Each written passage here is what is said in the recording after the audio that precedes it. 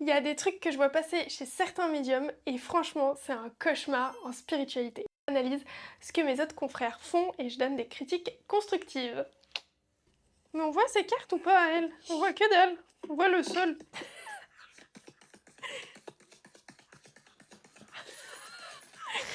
Ah, elle bat les cartes pendant 150 ans, la pauvre pécherette. Comment dire? C'est une personne qui ressent beaucoup de choses. Elle est pas sûre d'elle, celle qui fait le tirage. On voit que la personne elle met beaucoup de temps par exemple pour tirer les cartes.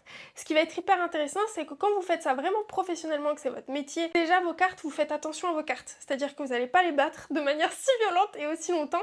C'est quand même important de faire attention à son jeu de cartes. Et si vous battez les cartes longtemps parce que c'est votre manière de faire et c'est ok, dans ce cas-là, souvent on va utiliser du talc. Dans la petite pochette qui nous contient les cartes, on va mettre du talc qui va être purifié et ça va permettre que les cartes elles glissent mieux et aussi de les protéger pour pas en fait trop les abîmer et qu'elles crissent.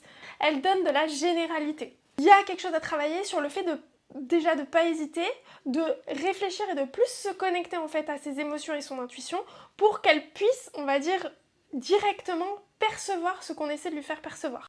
Si tu passes par là mais que t'es pas abonné, abonne-toi, je te fais des gros bisous. Ciao!